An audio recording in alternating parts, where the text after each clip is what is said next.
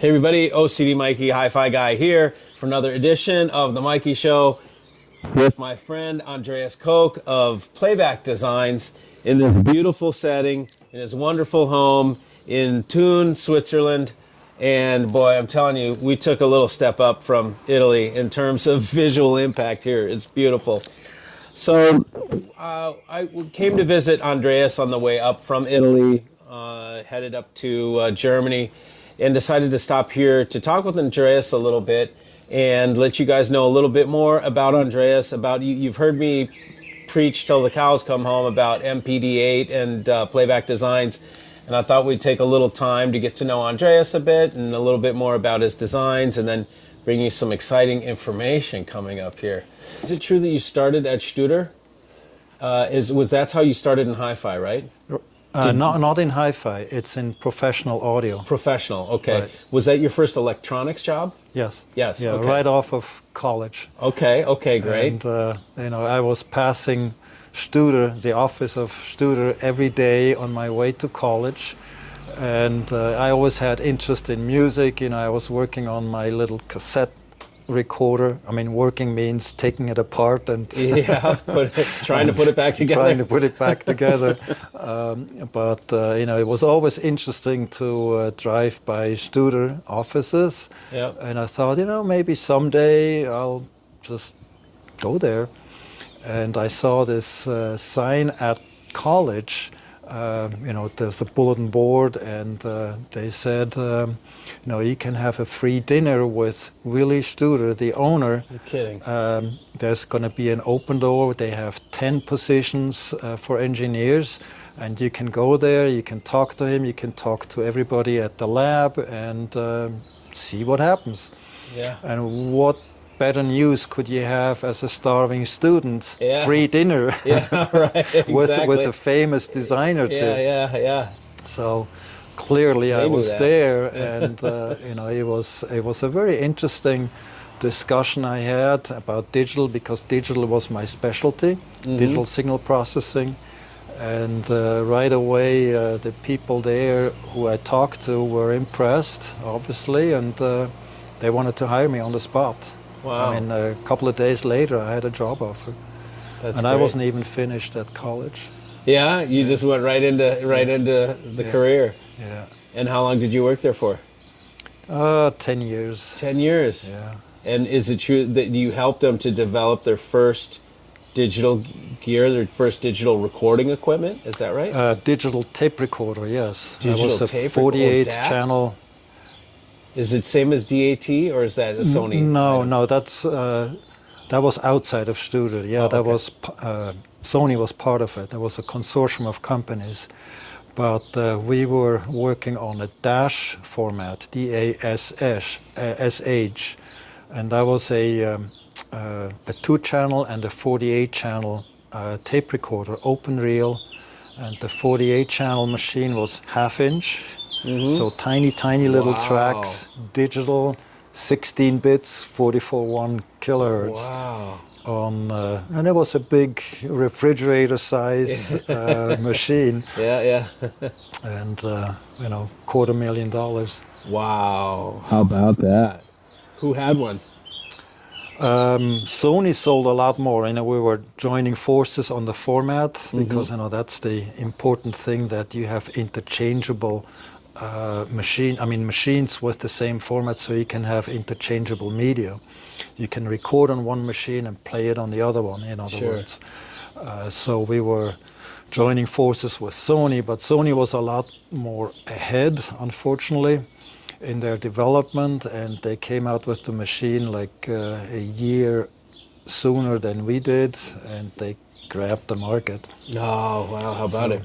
So we didn't sell that many, but it was still a good machine, and it helped us develop all the technology for digital recording. And how did you end up then working for Sony? How did that happen? How'd you get hired there? So no, in between I went to Dolby.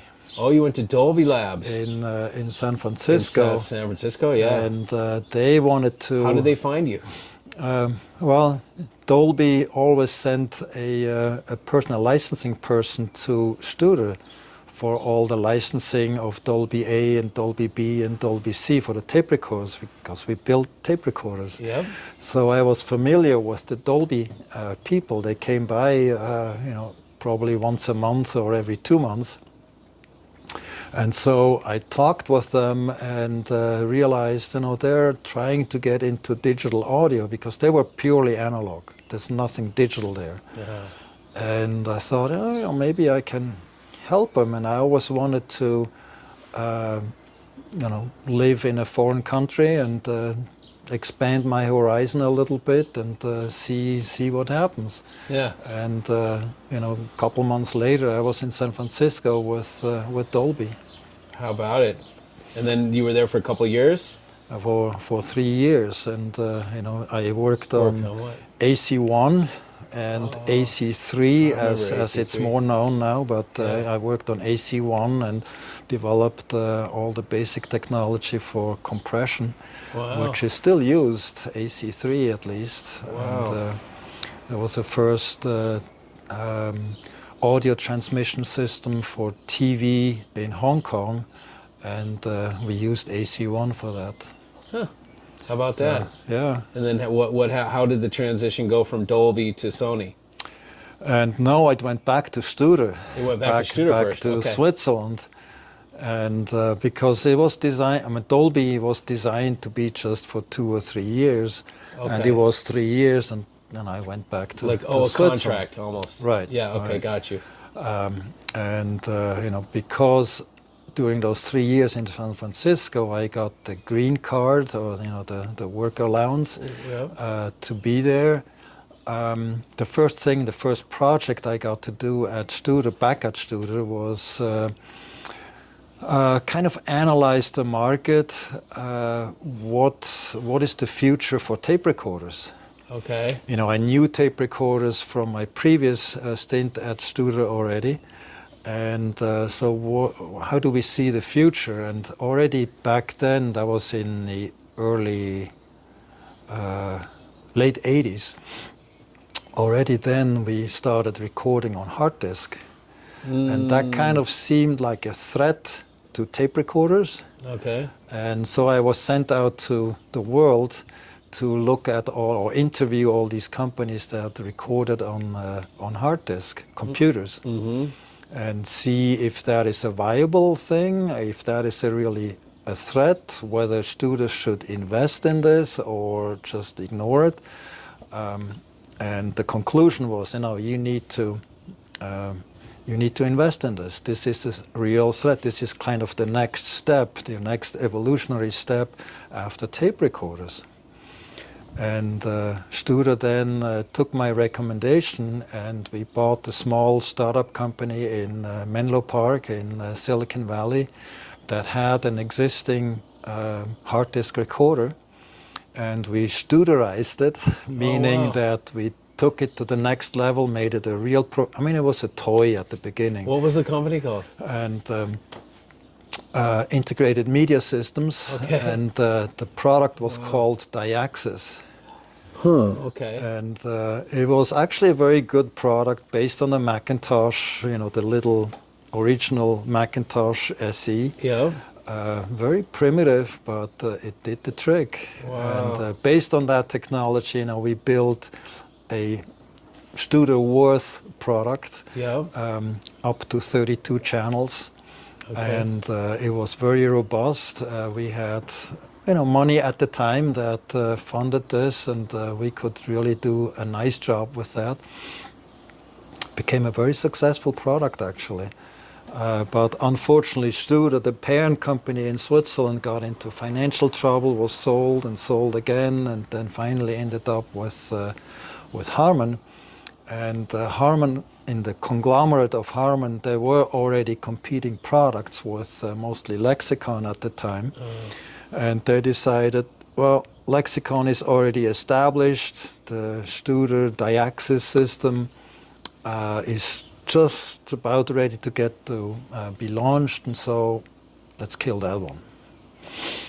And that was the end of that project. That was the end of that. And then how did Sony come along? And those were difficult times for Studer back home, and there was hardly any tape recorder stuff happening. There was hardly anything happening. Sad to say, but that was basically the doomsday for Studer. Not quite, but they're still alive. Are they still in business? Oh yeah, they are. Oh, that's good. And professional. Sure. So, but that was the end of my professional audio career, and I switched over to Sony first in Florida, but that didn't last very long because that whole factory in Florida got closed. And that's when I transitioned to the research lab in Tokyo. Not physically, but I was working for the research lab in Tokyo, based in California. I got you. And that's where the idea came up with DSD and SSCD, and so there was a lot of really interesting stuff going on at Sony.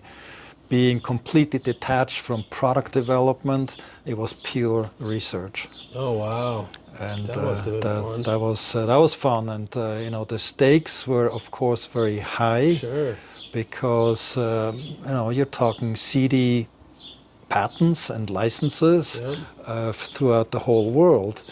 And Sony and Philips, the two patent holders for CD, were very worried about the DVD movement and the DVD audio effort. I see. Say, are we going to lose out to that and kill off the CD? And we should really come up with our own system. And DSD was already researched for archival purposes. Okay. Because of its high quality. You want to archive in the highest quality possible, but DSD was already on the platform in that research lab when I got there. And so a lot of requests came from recording studios. If this is good enough for archiving, well, it should be good enough for recording straight, and recording and editing and the whole production chain. And so this is maybe the opportunity for us to take a higher quality format, put it on the physical layer of DVD, call it something else, and let that be the alternative to CD, or replacing the CD, but be the alternative to DVD audio. And that way Sony and Philips can maintain leadership in the audio, the packaged media audio platform. Sure. So the stakes were very high, of course, with that, and budgets were almost unlimited. Wow. What a dream as an engineer. Imagine. I spent money like a drunken sailor. I could hire the best engineers. Oh, wow. How great. None were too expensive for us. We had really a killer engineering team, 18 engineers. Wow. That worked on this, and that was what a team. It was a team, and it was sad to see it go and fall apart at the end of the project. But at the time, it was fun. It was very quick, and ideas were generated and developed, and we had professors there and all kinds of really high quality capacity engineers. The heyday. Yeah, making hay. We were trying to convince recording studios to record in DSD. And if we present a machine that converts to PCM, there goes your argument. Yeah, exactly. Yeah. So everything had to be in pure DSD, and that was fun actually as an engineer to reinvent the wheel from scratch. We could go to PCM and be done with it, and that's all cookbook stuff. But reinventing everything from scratch doesn't happen often in an engineer's life. It was fun to do that and do a basic research thing with the help of all kinds of engineers in Japan and England and the US, my own team. It was exciting, to develop all this basic technology.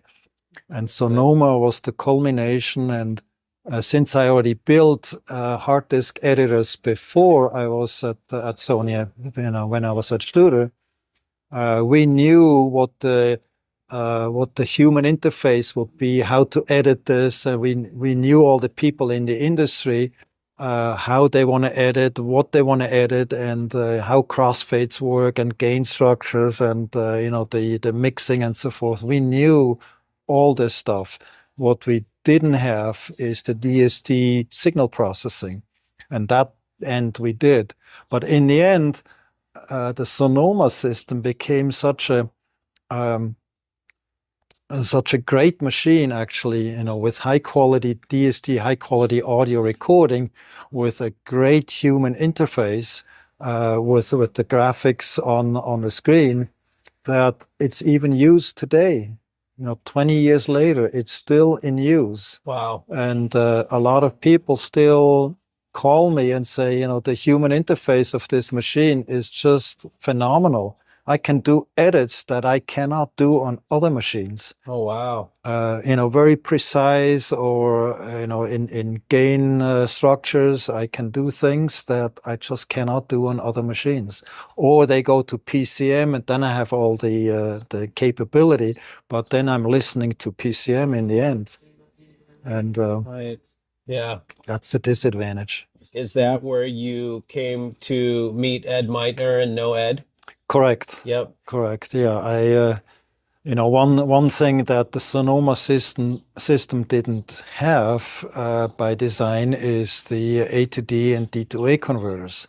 Okay. We had the editing machine, the recording, the editing, the human interface, the software on the PC, but we didn't have the hardware ends, the front and the back end in form of A to D and D to A yet. And I knew quite a bit about that, but it was just me, the only person. And we made the connection with Ed at the time. And so we co-designed the A to D and D to A converters for the Sonoma system. That's great. Yeah. Yeah, that's something else. And then you guys went on to start M Labs together. Is that correct? Well, that was for There were a Ed. couple things in For between. Ed, that was the incentive to start EMM. I was still at Sony, and we worked together. I hired him to co-design the converters, and he had EMM started already. Oh, okay. And then he hired you. You hired him, then he hired you? So Yeah. after Sony, I worked with him for a couple of years Yep. before I split and started Playback Designs. There you go. It's another interesting engineering thing about the Sonoma system. I mean, the idea was that we would create an entire suite of products, A to D, D to A, server, that would be under the Sonoma line. And Sonoma became such a important, recognized name in the audiophile industry already, even though it was a professional product, but it got recognized in the audiophile industry for being very high quality. So we wanted to build a Sonoma line of products, 3 products. And Sonoma, was an acronym at Sony for Sony one bit mastering authoring station, Sonoma. Oh, okay. And we knew that audiophiles or audio people in general like audio, Like the like wine. wine, and so that was kind of a good bridge. Natural segue. Yeah, right yeah. there. Yeah. And we're living in the Sonoma area, in the wine country of California, and so that was a given too. And Yeah. so when we built the Sonoma series of products, it was more the association with wine country than with the acronym of Sony Sure. one bit mastering station. And then to one of the mechanical designers, said, Sonoma, I always see rolling hills with Sonoma and Napa Valley. Mhm. That's the landscape in a wine country there. And he had a picture of I think it was the Napa Valley, a little bit outside of Napa. And there was rolling hills, but they were staggered Yeah. with a telephoto. And he took that and then he drew lines with his graphic machine that programmed CNC. the CNC machine Yeah. directly. Yeah. And that's how this Uh-huh. sculpture on top of the So check Sonoma that Disney out. If you guys have came anybody that about. has a Merlot, Yeah, has a that's actually from the actual, you could probably figure out where that is and stack it up and look at it. yeah. Yeah, that's interesting. Audio stimulates one sensory system in our body, that's the ears. But it's not just a solitary thing. You can combine this experience with the taste. And if you drink a glass of wine with it, it goes very well with listening to audio. It gives you something to do. It works in parallel. It's not contradictory. It's not taking away from the audio experience. It it uh, Enhances it, it perhaps. enhances it, Yeah, Missy. It sure. enhances the experience. So it's a good thing to drink a glass of wine with while listening to audio. Interesting. And as I started thinking about this, we started to, with my wife and I, we discussed and say, actually, you can go in history, go back in history, thousands of years. There's always wine and music and happiness Yeah, mentioned. When we party, we drink wine, we have music. It all goes together. sure. You can read it in the Bible too. Yeah, yeah, yeah. It's Goes all the way back. it goes together. So no wonder that audiophiles are very often are wine connoisseurs. Sure. They like to drink a glass of wine. So we thought, we can build on that and combine the Sonoma series products, which have this wine theme already, with a wine glass with our logo on it, and also a very good wine that we designed the label for it, and work together with a winery and make that a product. That's so interesting. I've heard of this more than once from people that are audiophiles that do the wine thing, and what I can't help thinking about is matching a particular wine with a particular piece from a particular composer. Uh-huh. Like, oh, this is the wine for Bach for this sonata or whatever, right? This is the wine for Mahler's, whatever, which would be so.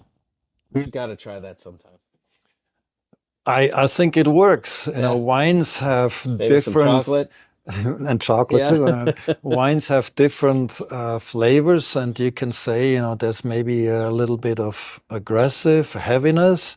You don't, well, you want to combine that with the right piece of music, or else it's maybe a little bit of a conflict there. Right, yeah. So I can see that, you want to align the wine with the type of music you're playing. Yeah, it would be interesting. Interesting. So maybe that's a project for the tribe. Maybe we can work on that. Yeah. The clinical trials. Yeah.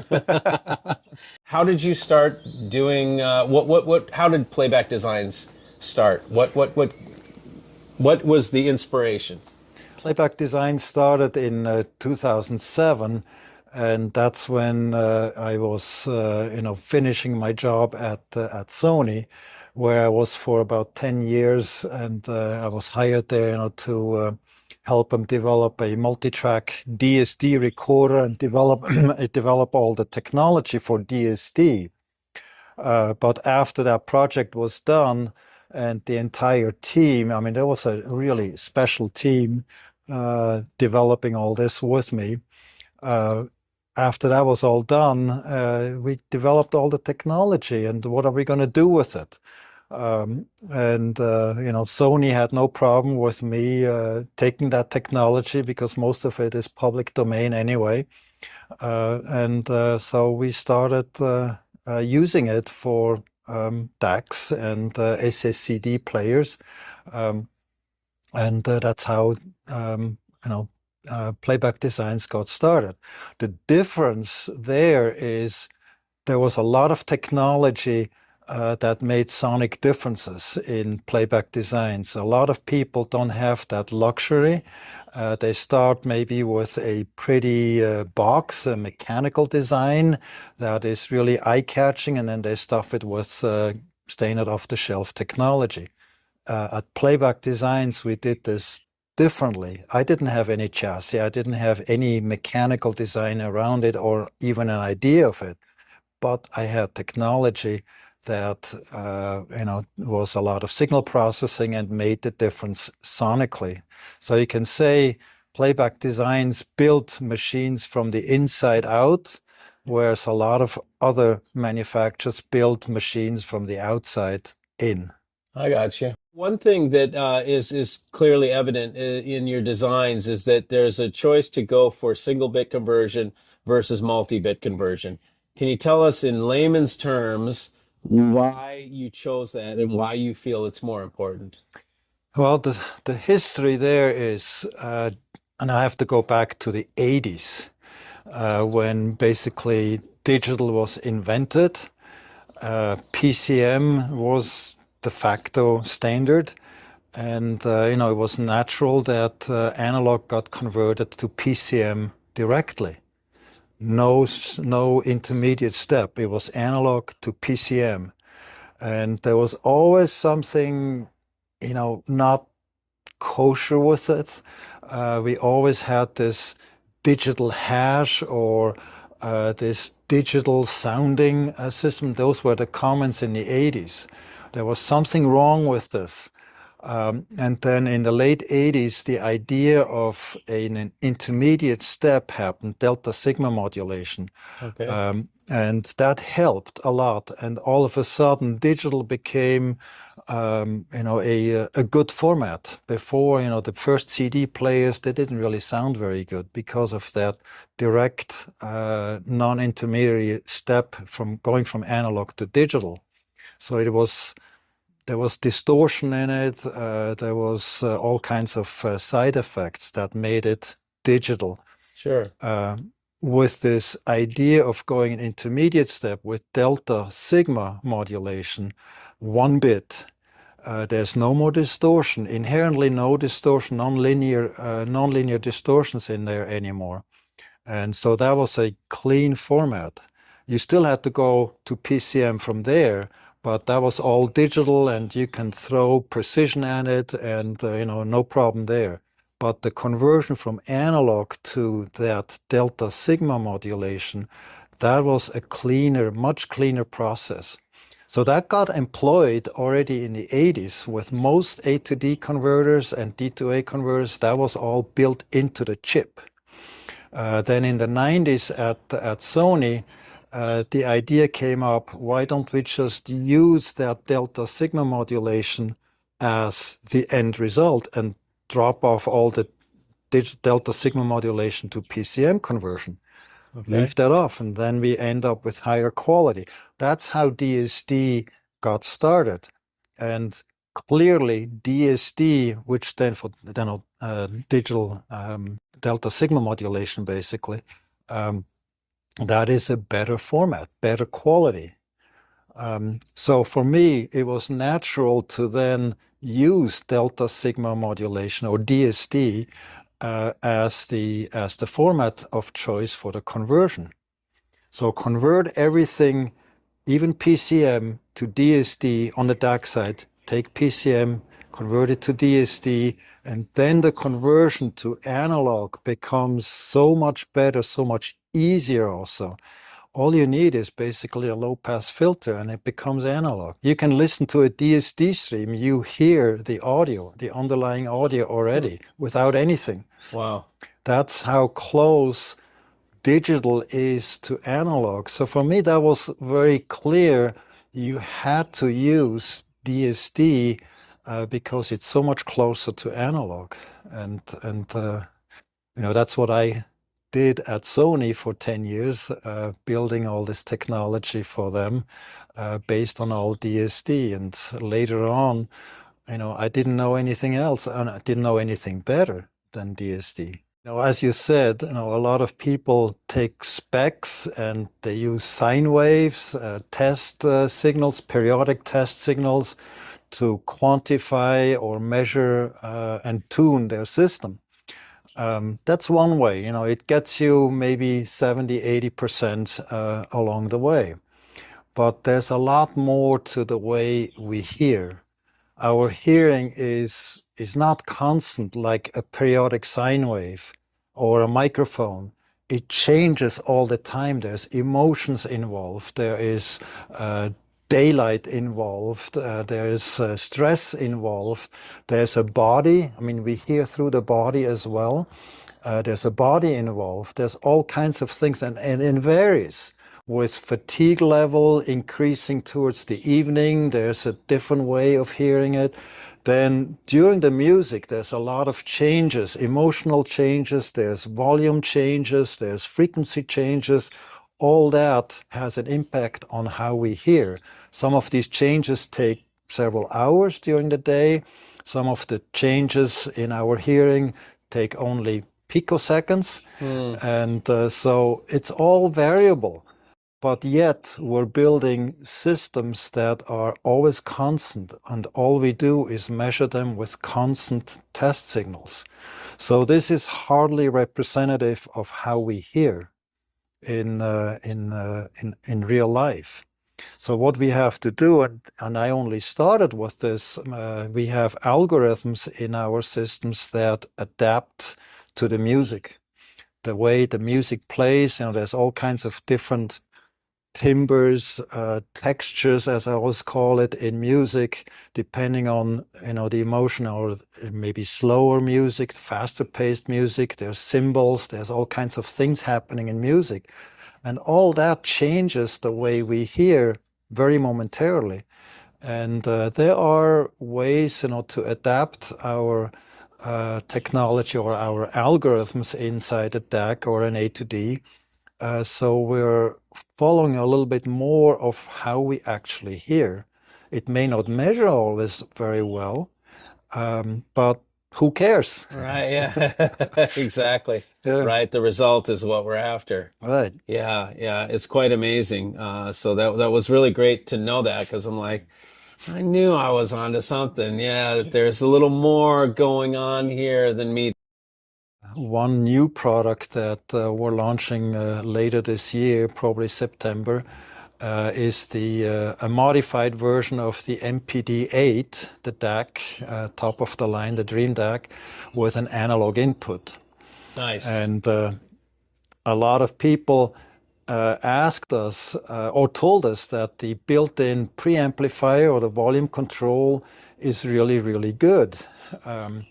And I was a little surprised by that, actually, because we only wanted to, adjust the volume so that the rest of the system doesn't have to work that much.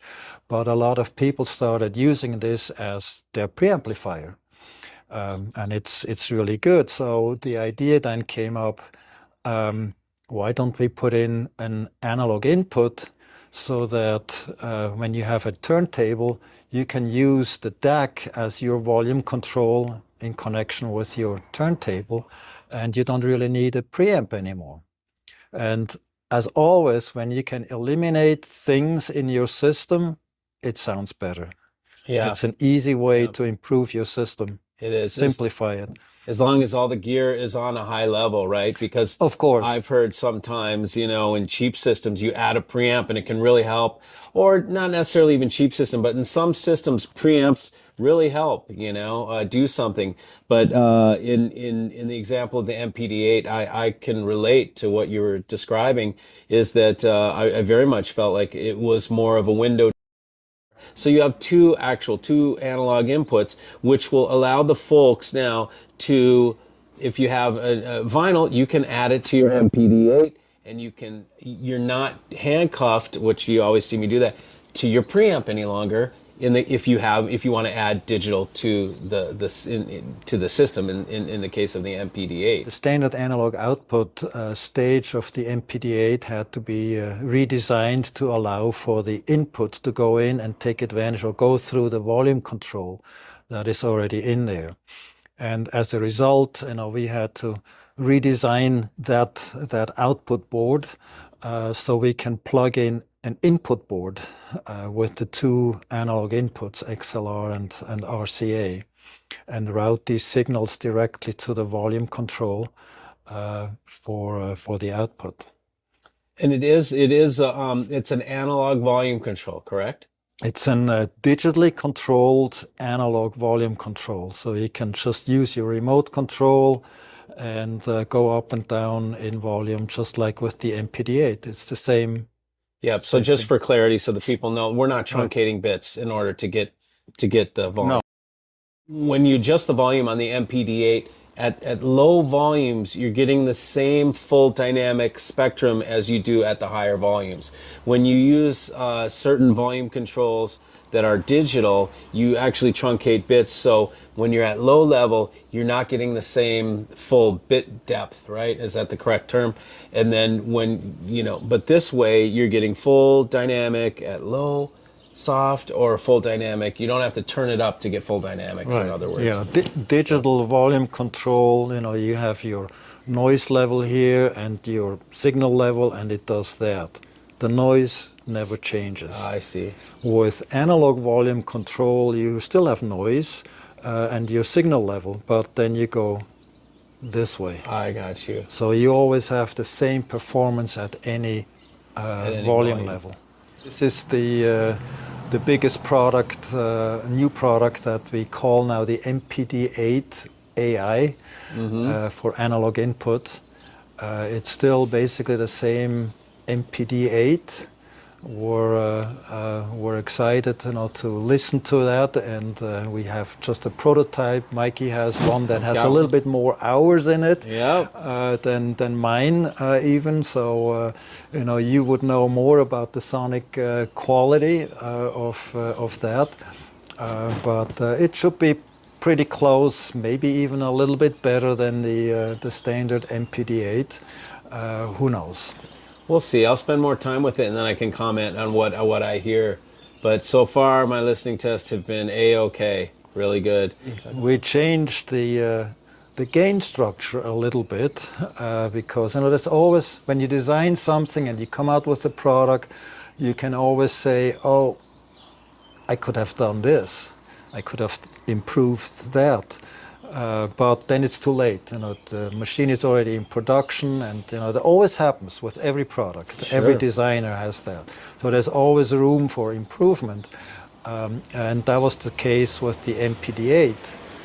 So whatever we learned with the development of the MPD-8 in 2017-18, we kept that in a drawer, and we implemented those small ideas in the MPD-8 AI, and it's somewhat measurable how much that is audible and really makes a difference.